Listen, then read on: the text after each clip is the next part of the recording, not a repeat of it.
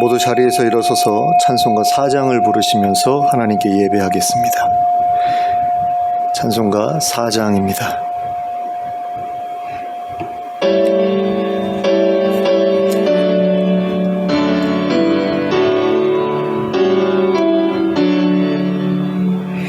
성부 성자와 성령 영원히 영광 받으옵소서. 태초로 지금까지 또 길이 영원 무궁 성삼위께 영광. 아멘. 함께 기도하겠습니다.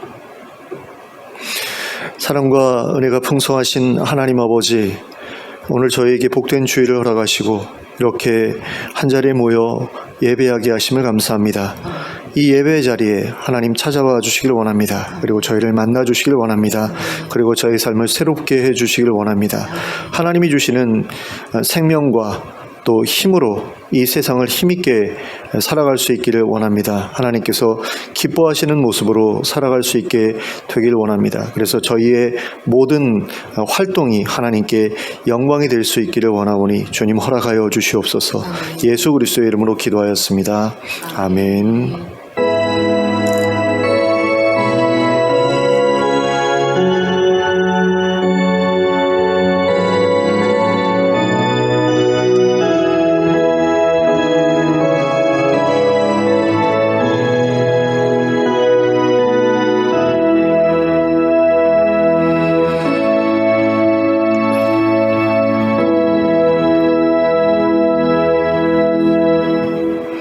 찬송가 27장을 함께 찬송하시겠습니다.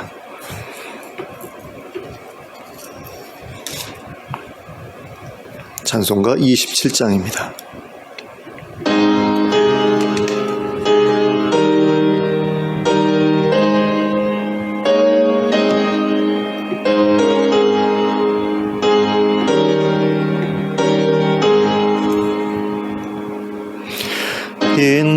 빛나고 높은 보좌와 그 위에 앉으신 주 예수 얼굴 영광이 해같이 빛나네. 해같이 빛나네. 지극히 높은 위엄과 한없는 자비를 무천사 소리 합하여 늘 찬송 드리네. 늘 찬송 드리네. 명축을 나를 살리려 그 영광 떠나서 그 부끄러운 십자가 날 위해 지셨네. 날 위해 지셨네. 나 이제 생명 있음은 주님의 은혜요. 저 사망 권세 이기니 큰 기쁨 넘치네.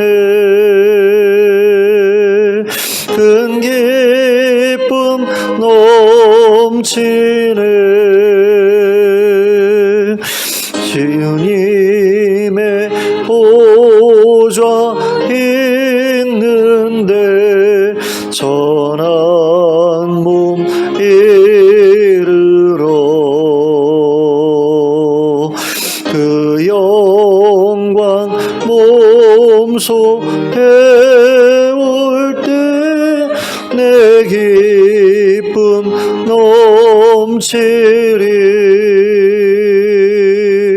내 기쁨 넘치리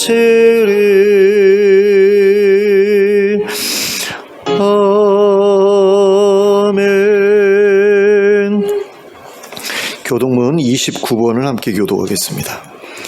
교동문 29번 시편 65편입니다. 제가 먼저 시작하겠습니다. 하나님이여 찬송이 시온에서 주를 기다리오며 사람이 서원을 주께 이행하리이다. 기도를 들으시는 주여 모든 육체가 주께 나아오리이다. 죄악이 나를 이겼사오니 우리의 허물을 주께서 사하시리이다. 주께서 택하시고 가까이 오게 하사 주의 뜰에 살게 하신 사람은 복이 있나이다. 우리가 주의 집 곧 주의 성전의 아름다움으로 만족하리이다. 땅을 돌보사 물을 대어 심히 윤택하게 하시며 하나님의 강에 물이 가득하게 하시고 이같이 땅을 예비하신 후에 그들에게 곡식을 주시나이다. 초장은 양떼로 옷 입었고 골짜기는 곡식으로 덮였음에 그들이 다 즐거이 외치고 또 노래하나이다. 아멘. 네. 사도신경으로 우리의 신앙을 고백하겠습니다. 전능하사 천지를 만드신 하나님 아버지를 내가 믿사오며 그 외아들 우리 주 예수 그리스도를 믿사오니 이는 성령으로 잉태하사 동정녀 마리아에게 나시고 본디오 빌라도에게 고난을 받으사 십자가에 못 박혀 죽으시고 장사한 지 사흘 만에 죽은 자 가운데서 다시 살아나시며 하늘에 오르사 전능하신 하나님 우편에 앉아 계시다가 저리로서 산자와 죽은 자를 심판하러 오시리라.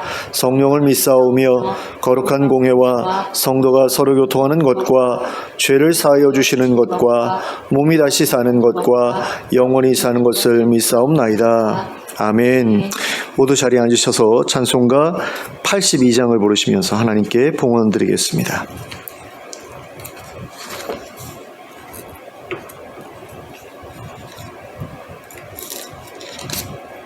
찬송가 82장을 함께 찬송합니다.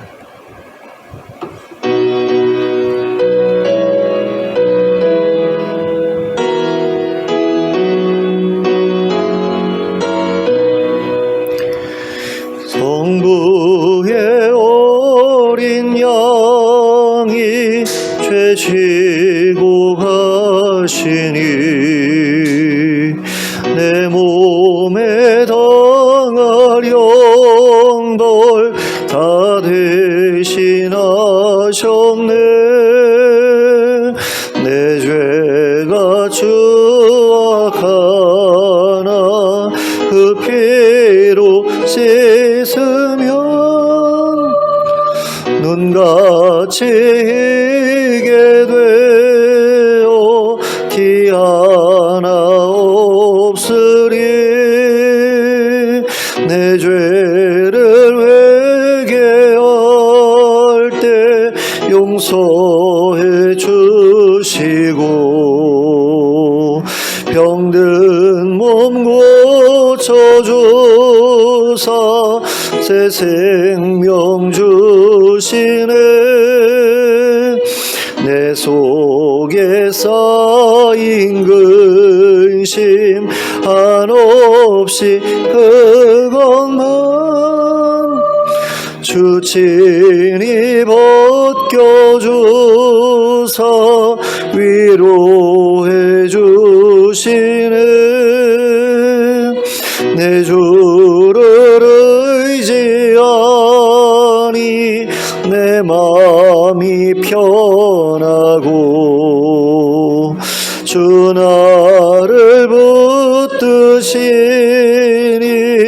내 앞길 원하라. 임마누엘 주 예수 끝없는 그 사랑 그 향기 바람 타고 온 땅에 퍼지네. 주 예수 본을 받아 온유한 마음과 영원한 마음을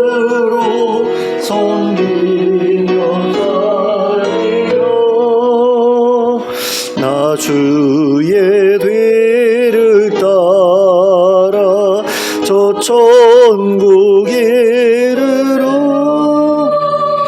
천사의 노래 따라 주 찬송하리라. 아멘. 함께 기도하겠습니다.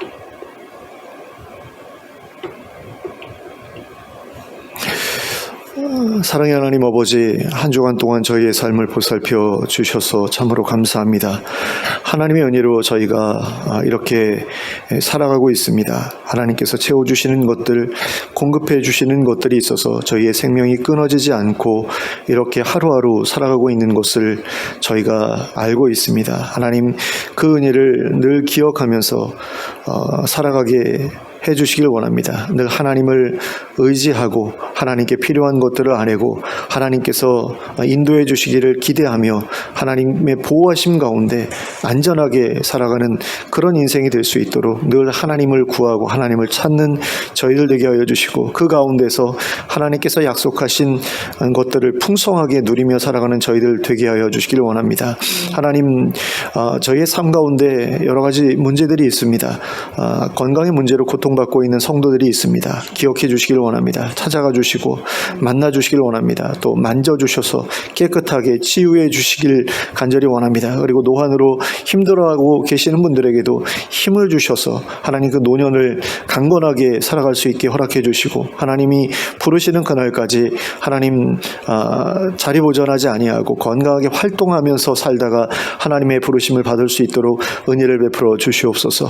또 경제적으로 어려운 가운데 있는 성도님들을 기억해 주시길 원합니다. 그분들에게 하나님 필요한 재정들을 허락해 주시길 원하고, 또 일자리가 필요한 분들에게는 일자리를 주시고 또 일할 수 있는 힘도 주시고, 또 함께 일할 좋은 사람들도 붙여주셔서 일하는 것이 더 이상 큰 고통이 되지 않게 하여 주시고, 하나님 그 일을 통해서 또 자기에게 필요한 것들을 넉넉하게 채워나가는 인생이 될 수 있도록 은혜를 베풀어 주시옵소서.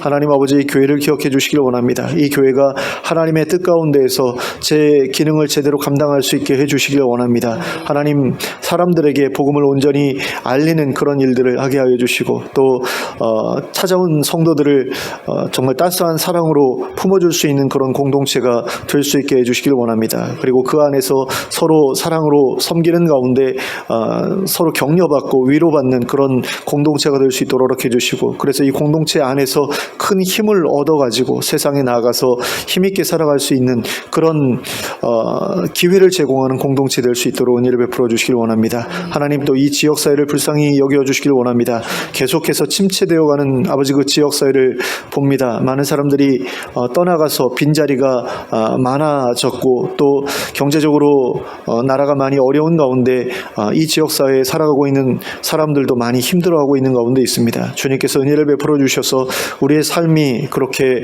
크게 힘들지는 않도록 하나님 붙들어 주시고, 하나님 어떻게 해서든 살아남을 수 있는 그런 길을 열어주셔서 그 삶이 더 이상 퍽퍽하지 않을 수 있도록 은혜를 베풀어 주시길 원합니다. 또 이렇게 힘든 시기에 하나님을 찾는 이들이 더 늘어나게 해주시길 원합니다. 코로나로 인해서 많은 사람들이 교회를 떠나갔는데 이 경제적인 어려움을 틈타서 오히려 교회가 다시 힘을 얻게 되는 그런 일들이 있었으면 좋겠습니다. 많은 사람들이 교회에서 위로받고 또 힘을 얻고 용기를 얻고 또 하나님의 도우심을 얻는 가운데 하나님 삶의 어려움 가운데에서 잘 이겨내고 버텨낼 수 있는 그런 힘을 얻는 그런 일들이 많아지게 하여 주시길 원합니다. 또 하나님 아버지, 나라가 경제적으로 어려운 가운데 또 의료계와 정부 간에 있는 그런 갈등으로 인해 큰 일들이 일어나고 있습니다. 하나님, 병원에 입원해서 수술을 받아야 하는 그런 환자들 가운데 또 중환자들 가운데 필요한 조치를 받지 못해서 세상을 떠나고 있는 그런 사람들도 있는 것으로 알고 있습니다. 또 남겨진 그런 의료진이 과로로 인해 또 고통받고 있는 그런 일들도 있습니다. 하나님, 이런 문제들이 잘 해결되고 속히 해결되어서 하나님 더 이상 이 문제로 고통받는 이들이 생겨나지 않을 수 있도록 도와주시길 원합니다. 하나님께서 보시기에 아름다운 쪽으로 그 결론이 내려지게 하여 주시고, 그런 가운데에서 우리나라에 나아가는 그런 방향이 더욱더 아름다운 방향이 될 수 있도록 은혜를 베풀어 주시길 원합니다. 세계 여러 곳에 문제들이 계속해서 터져 나오고 있습니다. 두 곳에서 진행되고 있는 전쟁이 아직도 그치지 않고 이어지고 있고 또 자연재해로 인해서 고통받는 그런 이들이 너무나 많은 가운데 복구가 늦어져서 여전히 힘들어하고 있는 그런 이들도 많이 있습니다. 그들을 기억해 주시고 그들의 필요를 채워주시길 원합니다. 그리고 더 이상 하나님 비극적인 일들이 이 세상에 일어나지 않도록 하나님 나라가 속히 임하는 그것을 우리로 보게 하여 주시길 원합니다. 또 세계 여러 곳에 흩어져서 사역하고 계시는 많은 선교단체와 또 선교사님들 그리고 NGO 단체들 그리고 거기서 봉사하는 여러 봉사자들 기억해 주시고 그들의 사역을 통해서 정말 하나님의 자비가 많은 이들에게 흘러 들어갈 수 있도록 이렇게 해주시고 또 국내에서 사역하고 계시는 많은 선교사님들과 또 봉사자들에게도 큰 은혜로 하나님 힘을 덧입혀 주시기를 원합니다. 그래서 그들의 사역이 아름다운 열매를 맺어서 더 이상 외롭게 쓸쓸하게 죽어가는 이들이 없게 하여 주시고 또 굶주려서 죽어가는 이들이 나오지 않도록 하나님 은혜를 베풀어 주시기를 원합니다. 하나님 아버지 또 정말로 하나님의 도우심이 필요한 사람들이 많이 있습니다. 너무나 외로운 그런 삶을 살아가고 있는 분들도 있고 또 복지의 사각지대에서 고통받고 있는 이들도 있습니다. 이런 이들을 우리 모두가 찾아서 돌보고 또 섬겨 주어야 되는데 하나님 그들이 눈에 띄지 않아서 돕지 못하는 경우도 있고 또 그들인 척하면서 다른 사람들의 돈을 속여서 빼앗는 그런 이들도 있는 것을 봅니다. 하나님 이런 일들이 더 이상 이 세상에 존재하지 않게 되는 날이 속히 왔으면 좋겠습니다. 정말 예수 그리스도께서 다스리시는 아름다운 세상이 속히 펼쳐지기를 원합니다.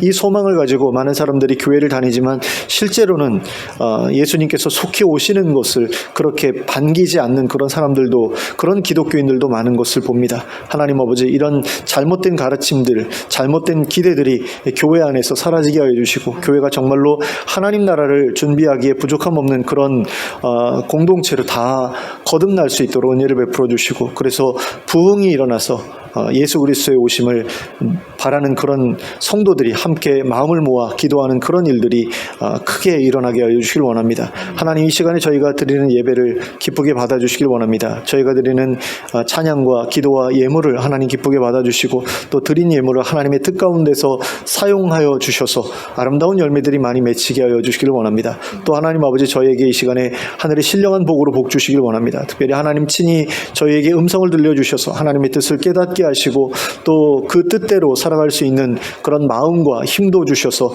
하나님 앞에서 부끄럽지 않게 살아가는 저희들 될 수 있도록 많은 열매를 풍성하게 맺어 하나님을 기쁘시게 해드리는 저희들이 될 수 있도록 인도하여 주시옵소서. 예수 그리스도의 이름으로 기도하였습니다. 아멘.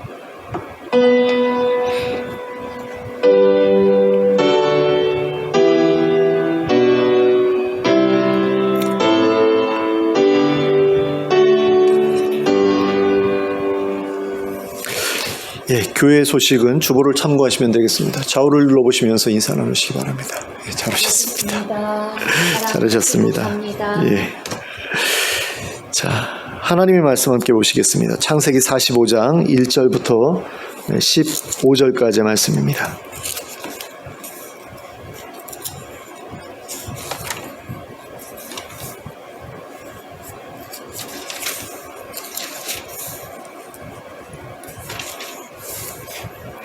창세기 45장 1절부터 15절까지를 함께 합독하도록 하겠습니다. 시작. 요셉이 시종하는 자들 앞에서 그 정을 억제하지 못하여 소리질러 모든 사람을 자기에게서 물러가라 하고 그 형제들에게 자기를 알리니 그때에 그와 함께한 다른 사람이 없었더라. 요셉이 큰 소리로 우니 애굽 사람에게 들리며 바로의 궁중에 들리더라. 요셉이 그 형들에게 이르되 나는 요셉이라. 내 아버지께서 아직 살아계시니까 형들이 그 앞에서 놀라서 대답하지 못하더라. 요셉이 형들에게 이르되 내게로 가까이 오소서. 그들이 가까이 가니 이르되 나는 당신들의 아우 요셉이니 당신들이 애굽의 판자라. 당신들이 나를 이곳에 팔았다고 해서 근심하지 마소서. 한탄하지 마소서. 하나님이 생명을 구원하시려고 나를 당신들보다 먼저 보내셨나이다. 이 땅에 2년 동안 흉년이 들었으나 아직 5년은 밭갈이도 못하고 하나도 추수도 못할지라. 하나님이 큰 구원으로 당신들의 생명을 보존하고 당신들의 후손을 세상에 두시려고 나를 당신들보다 먼저 보내셨나니 그런즉 나를 이리로 보내니는 당신들이 아니요 하나님이시라. 하나님이 나를 바로에게 아버지로 삼으시고 그 온 집의 주로 삼으시며 애굽 온 땅의 통치자로 삼으셨나이다.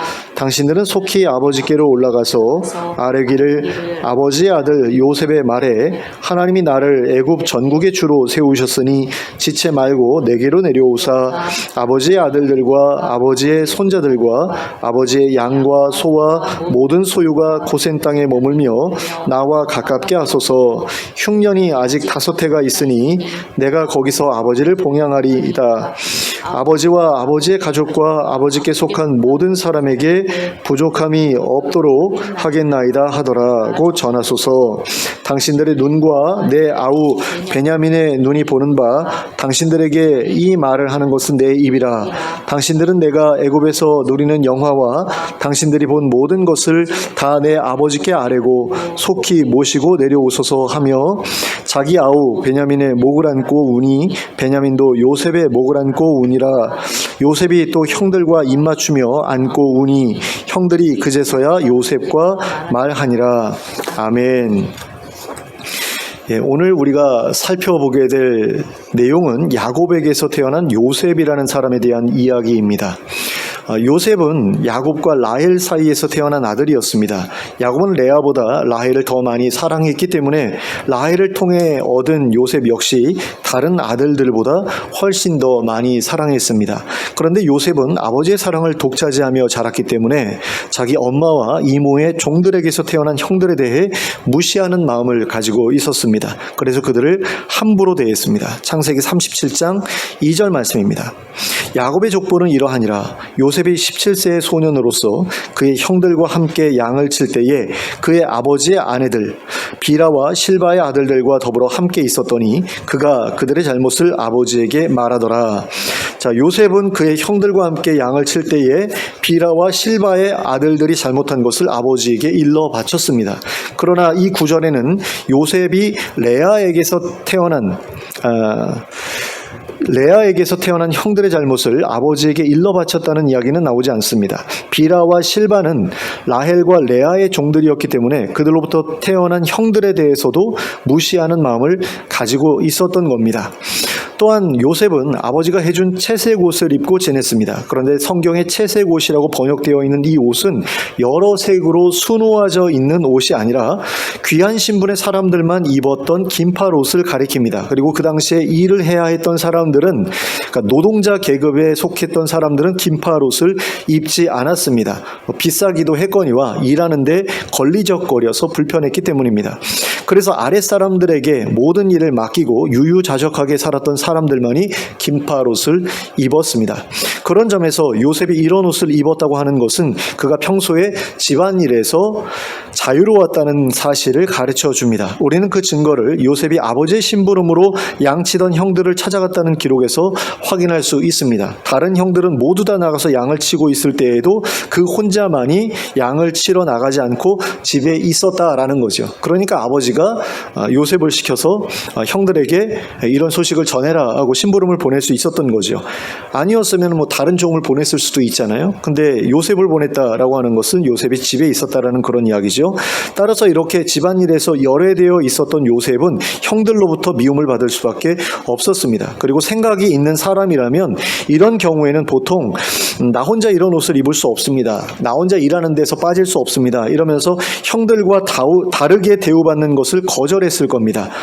근데 요셉은 그러지 않았죠. 그것을 보면 요셉이 자기 자신을 형들보다 특별한 사람이라고 생각했던 것이 분명합니다.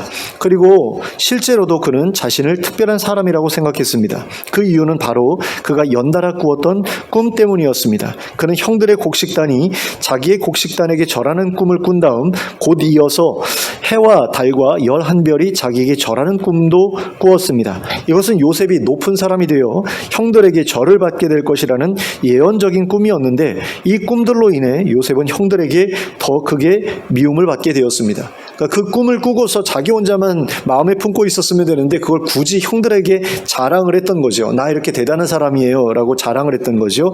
그래서 더 크게 형들로부터 미움을 받았다라는 겁니다. 그리고 요셉이 아버지의 심부름으로 형들이 양을 치고 있던 곳에 찾아갔던 날 형들은 요셉을 붙잡아 노예 상인들에게 팔아 넘겼습니다. 그러니까 처음에는 죽일까 하고도 생각했는데요. 얼마나 미웠으면 죽일까 하는 생각까지 했을까요? 근데 죽이지는 말자.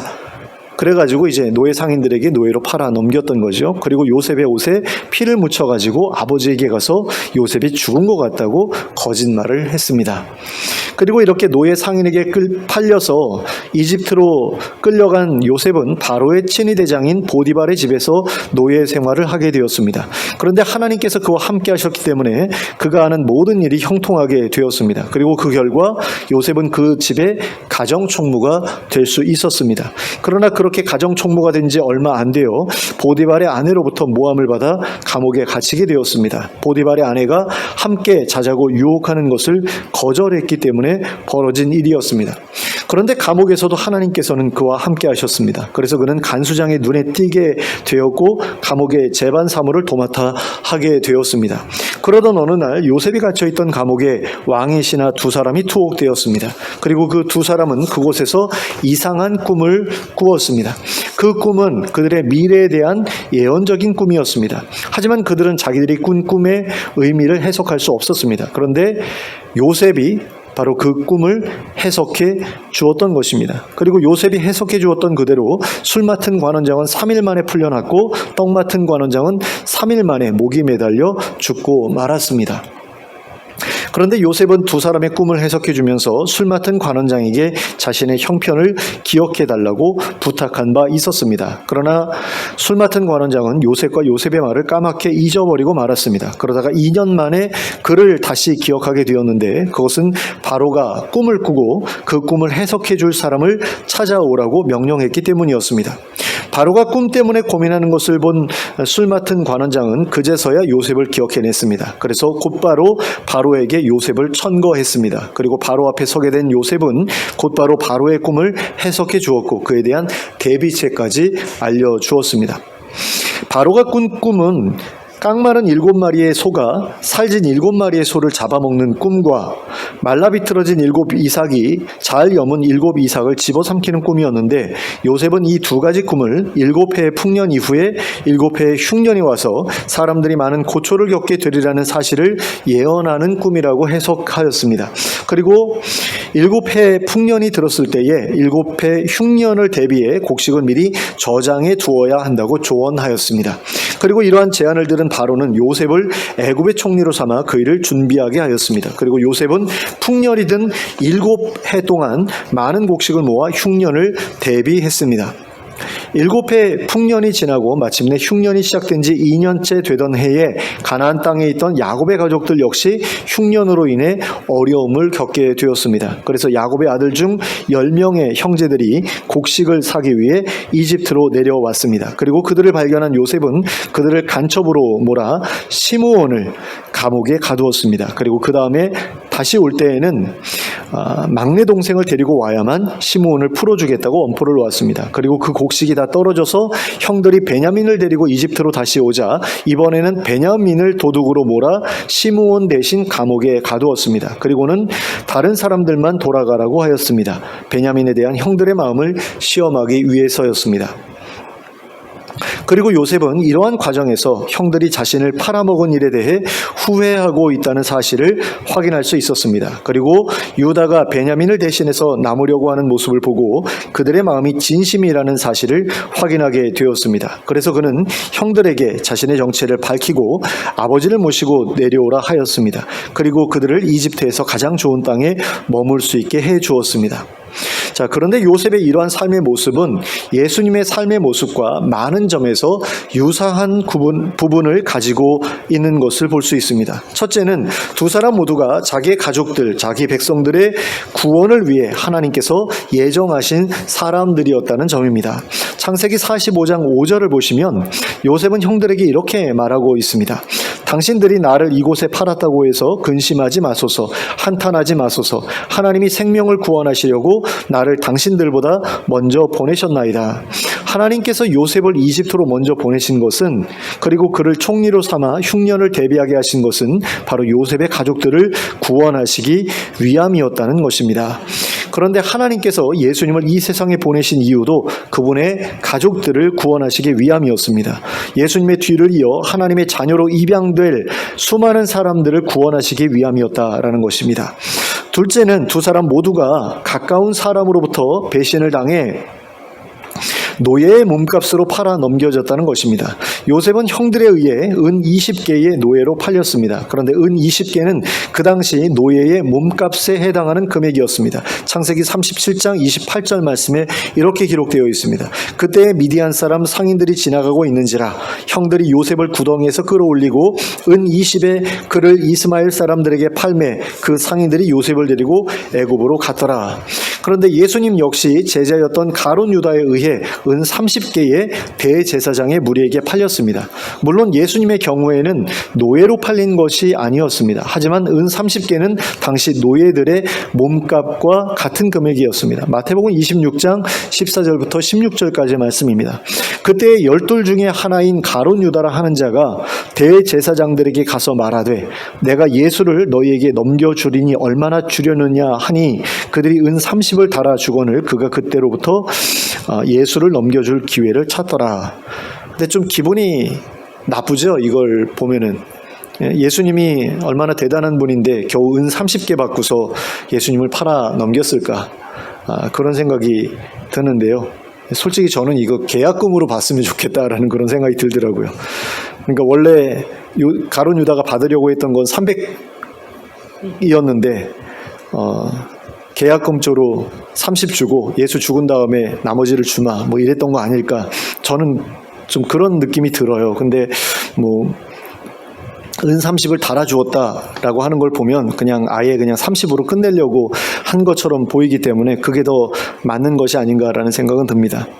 자, 셋째는 두 사람 모두가 고난을 통과한 이후에 통치자로 세워졌다는 것입니다. 요셉은 이집트에서 13년 동안 노예로 그리고 죄수로 지내다가 이집트의 총리가 되었습니다. 그런데 예수님께서는 하나님의 아들로서 이 땅에 내려오셔서 33년 동안을 인간으로 지내시다가 거기에 더하여 마지막 며칠 동안은 온갖 모욕과 수치와 학대를 겪으시고 마침내 십자가에서 죽으시기까지 하셨습니다. 그러니까 33년 동안 인간으로 지낸 것 자체가 사실은 어떻게 보면은 굉장한 어려움을 겪으신 것이라고 볼 수 있는 거죠. 왜냐하면 하나님 곁에 계셨으면 아무런 어려움도 겪지 않으셨을 텐데 인간이 되셔서 인간처럼 사셨다, 하나님이 그렇게 사셨다라는 거, 그거 보통 일 아니잖아요. 근데 거기에 더해서 인간으로서도 겪기 어려운 그런 일들을 다 겪으셨다라는 거죠. 하지만 그분은 사흘 만에 부활하시고 승천하셔서 온 세상의 통치자로 세우심을 받았습니다. 이렇게 두 분 다 많은 고통을 겪은 후에 지도자로, 통치자로 세우심을 받았다라는 겁니다. 넷째는 두 사람 모두가 자신을 버린 사람들을 용서했다는 것입니다. 요셉은 자신을 노예로 팔아먹은 형들을 용서했습니다. 그리고 예수님께서는 자신을 십자가에 못 박은 사람들과 못 박게 한 사람들, 그리고 자신을 버리고 도망친 제자들을 모두 용서하셨습니다. 다섯째는 두 사람 모두가 자신에게 해를 입힌 일에 대해 뉘우친 사람들의 생명을 구원하고 그들에게 부족함이 없도록 돌보아 주기로 약속했다는 것입니다. 요셉은 자신의 가족들을 고센 땅에 자리 잡게 해주고 그들을 부족함이 없도록 돌보아 주기로 약속해 주었습니다. 창세기 45장 10절과 11절 말씀입니다. 아버지의 아들들과 아버지의 손자들과 아버지의 양과 소와 모든 소유가 고센 땅에 머물며 나와 가깝게 하소서. 흉년이 아직 5해가 있으니 내가 거기서 아버지를 봉양하리이다. 아버지와 아버지의 가족과 아버지께 속한 모든 사람에게 부족함이 없도록 하겠나이다 하더라고 전하소서. 자, 그런데 예수님께서도 당신의 제자들에게 하나님 나라를 주시기로 약속해 주셨고 그들에게 조금의 부족함도 없는 풍요로운 삶을 누리게 해주시기로 약속해 주셨습니다. 이런 유사한 부분들로 인해 우리는 요셉의 삶을 예수님의 삶에 대한 예표라고 말하고 있습니다. 그러나 이러한 유사한 부분에도 불구하고 두 사람 사이에는 분명하게 구별되는 차이점이 존재합니다. 그것은 요셉이 이집트로 팔려간 것이나 노예와 죄수로 지내야 했던 것은 그가 전혀 예측하지 못했던 일이었고 전적으로 비자발적인 사건이었던 반면에 예수님이 이 세상에 오신 것이나 제자에게 팔려 고난을 겪고 죽임을 당하신 것은 예수님께서 미리 알고 자원하여 자발적으로 겪으신 사건이었다라는 것입니다. 두 사건 모두 하나님께서 예정하신 일이었고 두 사람 모두 그들을 통해 구원의 역사가 이루어졌으나 한 사람은 사건이 일어나고 난 뒤에야 모든 전모를 깨닫게 되었고 다른 한 사람은 모든 일이 일어나기도 전에 이미 그 모든 전모를 알았음에도 불구하고 그 일에 헌신했다라는 것입니다. 그런데 한번 생각해 보시기 바랍니다. 13년 동안 노예 생활과 죄수 생활을 하기만 한다면 나중에 한 나라의 총리가 되게 해주겠다는 아주 확실한 약속, 믿을 만한 약속이 주어진다면 여러분은 어떻게 하시겠습니까? 그 약속을 받아들이시겠습니까? 아니면 거절하시겠습니까? 아마 대부분의 사람들이 그 약속을 받아들일 것입니다. 13년 정도만 고생하면 그 다음에 한 나라의 총리가 되게 해주겠다. 13년 동안 염전노예가 되어서 생활하다가 풀려나면 그러면 그 다음에 한 나라의 총리가 되게 해주겠다. 그것도 잠깐 5년 정도 단임으로 끝나는 게 아니라 죽을 때까지 총리 노릇할 수 있게 해주겠다. 그러면 그거 거절할 사람 많지 않을 것 같아요. 하지만 아무 죄도 짓지 않았음에도 불구하고 모진 채찍질을 당하고 십자가에 못 박혀 죽는 일만 감수한다면 나중에 다시 살려주고 한 나라의 왕이 되게 해주겠다는 확실한 약속이 있다고 할 때 여러분은 어떻게 하시겠습니까? 그 약속이 하나님께서 주신 약속이 분명하고 또 하나님을 진심으로 사랑하고 하나님께서 그 일을 간절히 바라신다는 사실을 확신하는 사람이라면 혹시 모르겠습니다. 하지만 대부분의 평범한 사람들은 그 약속을 거절할 것 같습니다. 어떤 사람들은 그걸 왜 거절해? 라고 생각할 수 있을지 모릅니다. 하지만 예수님이 겪으신 일이 어떤 일인지를 제대로 알게 되면 거절할 가능성이 더 커지지 않을까라는 생각이 듭니다. 패션 오브 크라이스트라는 영화를 보신 분들이라면 왜 그런지 충분히 짐작하실 수 있으실 것 같습니다. 얼마나 모진 고통을 당하셨는지를 그 영화를 보면 생생하게 우리가 느낄 수 있죠. 근데 어떤 목사님들은 그 영화를 보고 나서 저거는 기독교 영화가 아니라 저거는 그냥 공포 영화다라고 그렇게 말하는 분들도 계시더라고요. 그만큼 이제 잔인하고 잔혹했다라는 거죠. 근데 그게 실제로 일어났었다라는 그런 그 사실 때문에 그게 아무나 겪을 수 있는 일은 아니구나라는 걸 우리가 깨닫게 되죠. 근데 그게 또 와닿지 않는 분들도 있을 수 있을 거예요. 그래서 다른 예를 들어보면 이런 것도 가능할 것 같아요. 삼청교육대에 들어가서 고통을 받는다거나 아니면은 남영동 같은 데 이제 끌려가가지고 안기부에 의해서 이제 고문당해가지고 막 불구가 되고 그런 사람들도 많잖아요. 그런 사람들이 겪었던 일과 같은 그런 일을 겪은 다음에 한 나라의 대통령이 되게 해주겠다라고 한다면 하겠느냐라고 했을 때 하겠다라는 분들도 있겠지만 평범한 사람들 같은 경우는 그러지 않을 것 같다라는 거죠. 근데 예수님께서는 그런 끔찍한 일들이 자신에게 닥치게 되리라는 것을 미리 아셨음에도 불구하고 그 약속을 기꺼이 받아들이셨습니다. 물론 그분께는 한 나라의 왕이 아니라 온 세상의 왕이 되게 해주시겠다는 약속이 주어지기는 했습니다. 하지만 예수님은 이미 하나님의 아들이라는 신분을 가지고 계신 분이셨습니다. 양자로 입양된 것도 아니었고요. 하나님께서 친히 낳으신 하나님의 아들이셨습니다. 그런데 그런 분이 자신의 신분도 내려놓고 이 땅에 내려와서 인간이 되셨고 또한 모진 채찍질과 십자가 죽음까지도 받아들이셨다라는 거죠. 하나님에 대한 극진한 사랑 그리고 자신의 피조물들에 대한 지극한 사랑 때문이었습니다. 알지 못하는 중에 엉겁결에 그 일을 겪고 나서 나중에야 하나님께서 내가 사랑하는 이 사람들을 구원하시기 위해 나를 이런 일에 밀어넣으신 거구나 하고 깨달으신 것이 아니었습니다. 이미 자신이 어떤 일을 겪을 것인지 미리 아셨음에도 불구하고 자발적으로 뛰어드신 일이었습니다. 그러면 이러한 예수님의 헌신으로 인해 우리에게 주어진 것은 무엇입니까? 첫째는 생명의 구원이고, 둘째는 삶의 터전이고, 셋째는 부족한 것이 없는 풍요로운 삶입니다. 요셉이 가족들에게 약속했던 그것을 예수님께서도 우리에게 그대로 약속해 주셨습니다. 그러나 우리가 약속받은 것은 요셉이 자신의 가족들에게 약속했던 것과 비교할 수 없습니다. 우리가 얻게 된 생명은 일시적인 생명이 아니라 영원한 생명이기 때문입니다. 또 우리가 얻게 된 땅은 이집트의 고센보다 훨씬 더 좋은, 그리고 에덴보다도 훨씬 더 좋은 하나님 나라에 있는 땅이기 때문입니다. 그리고 우리가 그 땅에서 누리게 될 풍요로움은 요셉의 가족들이 이집트에서 누리던 것과 비교할 수 없을 정도의 풍요로움이기 때문입니다. 이 모든 것이 바로 예수님의 헌신이, 그리고 예수님의 희생이 우리에게 가져다 준 선물입니다. 그런데 우리는 원래 이런 선물을 받을 만한 자격이 전혀 없는 사람들이었습니다. 우리는 하나님을 자신의 주인으로 인정하지도 않았던, 그래서 자기 멋대로 살아왔던 사람들이었습니다. 하나님보다 죄를 더 사랑하고 세상을 더 사랑해서 하나님이 미워하시는 짓만 하며 살아온 인생들이었습니다. 그런데 그런 우리를 예수님께서 받아주셨고 이와 같은 선물도 약속해 주셨습니다. 그러니 이 모든 일에 대해 감사하지 않을 수가 없습니다.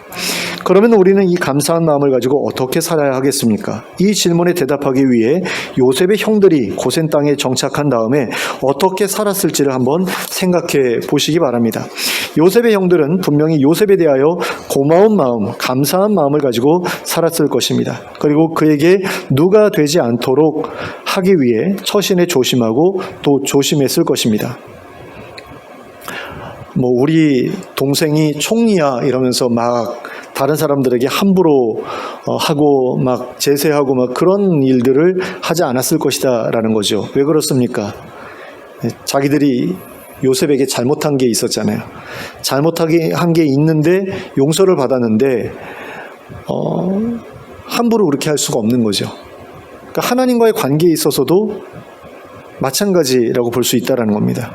그러니까 하나님께, 그리고 예수님께 고마운 마음, 감사한 마음을 가지고 살아야 되는 건 너무나 당연한 일인데요. 거기에 함께 하나님께 죄송한 마음도 우리가 있잖아요. 그러니 조심해야 되는 거죠. 예수님의 이름에 누가 되지 않도록 하기 위해서 조심해서 처신하지 않을 수가 없는 겁니다. 요셉의 형들이 이집트에서 누리게 되었던 것이 분에 넘치는 것이었던 것 이상으로 우리가 누리게 된 것 또한 분에 넘치는 것임을 기억했으면 좋겠습니다. 그리고 그 분에 넘치는 선물을 누리도록 해주신 은혜에 늘 감사하는 마음을 가지고 살아가는 우리가 될 수 있길 바랍니다. 그리고 그러한 감사한 마음을 표현하기에 부족함이 없는 겸손한 태도를 가지고 그분의 이름을 영화롭게 하며 살아가는 저와 여러분이 될 수 있기를 예수 그리스도의 이름으로 축원합니다. 기도하겠습니다. 사랑과 은혜가 풍성하신 하나님 아버지, 저희가 하나님께 얼마나 놀라운 선물을 받았는지, 귀한 선물을 받았는지 하나님 저희가 늘 기억하면서 살아갈 수 있길 원합니다. 저희가 하나님께 또 얼마나 많은 죄를 지으며 살아온 사람들인지도 기억할 수 있기를 원합니다. 그래서 하나님께 죄송한 마음, 또 고맙고 감사한 마음을 늘 기억하며 살아갈 수 있게 되기를 원합니다. 그런 가운데 우리의 삶이 늘 겸손해야 될 줄로 압니다. 하나님, 정말로 내가 얻은 것 때문에 다른 사람들을 무시하고 멸시하는 그런 태도를 보이지 않게 해 주시길 원합니다. 정말로 우리가 예수 믿고 구원받았다고 아직까지 하나님을 알지 못하는 사람들을 얼마나 우습게 알고 무시하고 그러는지 모르겠습니다. 우리 믿는 사람들 절대로 그러지 말아야 됨에도 불구하고 그런 마음이 찾아올 때가 있어서 다른 믿지 않는 사람들이 우리를 보면서 손가락질을 하고 그런 일들이 얼마나 많은지 모릅니다. 하나님, 우리가 그런 일들이 벌어지지 않도록 처신에 주의하고 또 주의할 수 있기를 원합니다. 늘 겸손한 모습으로 예수님처럼 낮아져서 다른 이들을 섬기는 그런 삶을 살 수 있도록 이렇게 해주시고, 그 삶을 통해서 하나님에 대한 우리의 감사한 마음을 잘 표현하고 또 하나님의 이름을 영화롭게 하는 그런 삶을 살아갈 수 있도록 인도하여 주시옵소서. 예수 그리스도의 이름으로 기도하였습니다. 아멘. 모두 일어서서 찬송가 317장을 함께 찬송하겠습니다. 찬송가 317장입니다.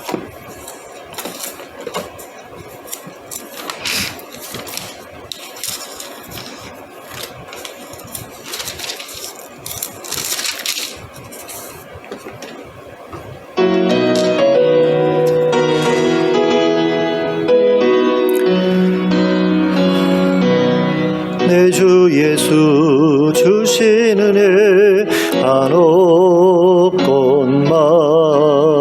내 주 앞에 이 적은 곳 다 드리니 주 예수여 내 정성을 받으소서.